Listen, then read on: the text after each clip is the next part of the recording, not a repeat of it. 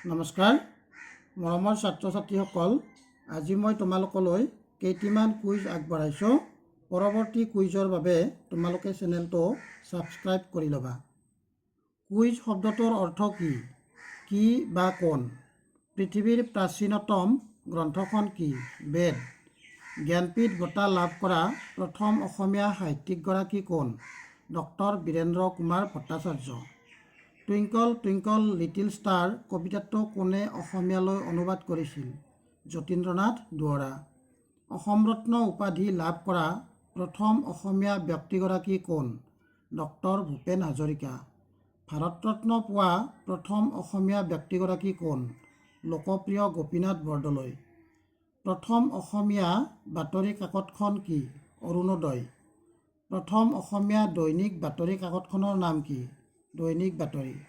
জ্ঞানপীঠ বঁটা লাভ কৰা প্ৰথম ভাৰতীয় মহিলাগৰাকী কোন? আশাপূৰ্ণা দেৱী। দাদাচাহেব ফাল্কে বঁটা লাভ কৰা প্ৰথম অসমীয়া ব্যক্তিগৰাকী কোন? ডক্টৰ ভূপেন হাজৰিকা। বুঢ়ী আইৰ সাধু পুথিখন প্ৰথমে কোনে ইংৰাজীলৈ অনুবাদ কৰিছিল? জ্ঞানদাভিৰাম বৰুৱা। লক্ষ্মীনাথ বেজবৰুৱাৰ একমাত্ৰ উপন্যাসখনৰ নাম কি? পদুম কুঁৱৰী। জ্ঞানপীঠ বঁটা লাভ কৰা প্ৰথম অসমীয়া মহিলা সাহিত্যিকগৰাকী কোন? মামণি ৰয়ছম গোস্বামী। ভাৰতৰ সৰ্বোচ্চ সাহিত্য পুৰস্কাৰ কোনটো? জ্ঞানপীঠ বঁটা। অসমীয়া ভাষাৰ প্ৰথম ব্যংগ আলোচনীখন কি? কাৰ্টুন। সম্পাদক পুলক গগৈ। পদ্মশ্ৰী উপাধি পোৱা প্ৰথম অসমীয়া মহিলাগৰাকী কোন? নলিনীবালা দেৱী। প্ৰথম ইংৰাজী দৈনিক কাকতখনৰ নাম কি?